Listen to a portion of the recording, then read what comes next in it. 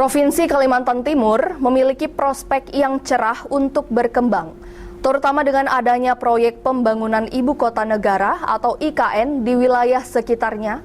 Hal ini menjadi peluang bagi masyarakat Kaltim untuk menginvestasikan uang yang mereka peroleh, baik dari hasil usaha maupun dari ganti rugi pembebasan lahan IKN. Kepala Otoritas Jasa Keuangan, Kaltim Made Yoga Sudarma, dia mengatakan OJK Kaltim mengimbau masyarakat untuk tidak menyimpan uangnya di bawah bantal, melainkan memilih produk jasa keuangan yang sesuai dengan kebutuhan dan kemampuan mereka. Made juga ingin masyarakat Kaltim dapat menikmati hasil dari pertumbuhan ekonomi yang positif di provinsi ini. Salah satu caranya adalah dengan mengalokasikan uangnya ke dalam instrumen investasi yang aman, menguntungkan, dan berjangka panjang. Dia mencontohkan sejumlah warga di Kabupaten Penajam Pasir Utara telah menjadi OKB atau orang kaya baru setelah mendapatkan uang yang cukup besar dari pembebasan lahan IKN.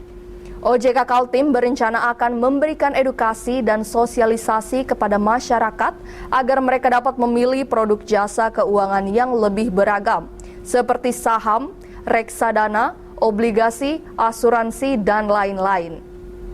Kami harap masyarakat dapat bijak dalam mengelola uangnya dan tidak tergiur dengan investasi bodong yang menjanjikan keuntungan tinggi dalam waktu singkat. Investasi yang baik adalah investasi yang sesuai dengan profil risiko, tujuan, dan jangka waktu masing-masing individu.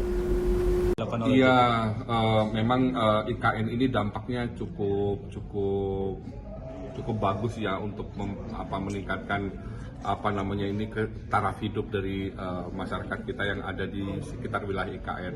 Memang kami dapat informasi dari kawan-kawan kami di perbankan di sana itu luar biasa ya. Ada yang dapat sampai 1 miliar, 2 miliar, bahkan yang punya tadi ya konsesi kelapa sawit itu sampai ada yang dapat 40 miliar karena yang dinilai itu kan bukan lahannya aja, tapi pohon yang berdiri di atasnya juga ternyata dinilai.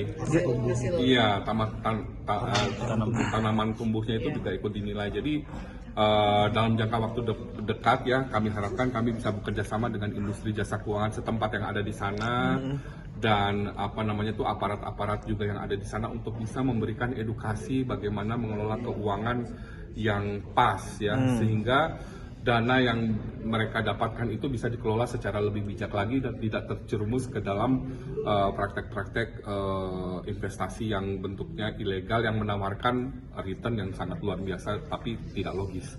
Kekhawatiran OJK apa sih Pak? Ya itu tadi, jangan sampai dana yang mereka dapatkan itu, artinya begini teman-teman. Awalnya mereka bisnis kelapa sawit lah katakanlah di sana ya. Secara bulanan rutin itu dapat sekian rupiah gitu kan. Sekarang mereka semua dapat upfront semua di muka. Ya kan? Bukan di muka gini kan. Tapi semuanya dia dapat sekarang di depan gitu kan. Nah, takutnya mereka tidak bisa mengelola dengan bijak. Itu mungkin hanya bertahan setahun 2 tahun ya. Tapi kedepannya justru mohon maaf tingkat kemiskinan bisa meningkat lagi di daerah sana karena tadi pengelolaannya tuh nggak bijak. Nah itu sebenarnya kekhawatiran dari kami ya, supaya uangnya itu bisa dikelola dengan lebih baik lagi. Jadi bagusnya kemana tuh Pak? Uangnya itu tentunya kita bisa salurkan ke channel-channel investasi yang legal ya, walaupun tidak bisa menawarkan return yang sangat luar biasa yang dijanjikan oleh yang ilegal, tapi minimal masyarakat itu bisa aman dan nyaman dalam menyimpannya. Nanti kan bisa lewat produk-produk perbankan ya, deposito, atau misalnya dari yang lebih rumit lagi misalnya reksadana ya, tapi kalau ya kita sesuaikan dengan profiling masyarakat setempat. Cicil emas di Pegadaian juga ada ya, sepanjang memang disalurkan di lembaga-lembaga jasa keuangan yang terdaftar dan diawasi oleh OJK atau lembaga lain yang mengawasi, kan tidak semua ada di bawah OJK saat ini ya. Pak, kalau dari laporan sementara yang dipunya OJK, risiko profil yang ada di sana gimana Pak? Di sana itu kebanyakan memang bekerja di sektor perkebunan ya. Ya, jadi mungkin kita akan profiling, mungkin kita tidak bawa kawan-kawan kita dari IDX. karena mungkin pasar saham itu terlalu rumit kan buat saudara-saudara kita di Sepaku ya, Penajam, Pasir Utara dan sekitarnya itu. Mungkin ya kita bawa yang konvensional aja dulu deh, dari kawan-kawan pegadaian ataupun dari kawan-kawan kita yang di perbankan. Mungkin sebagai langkah awal itu dulu deh.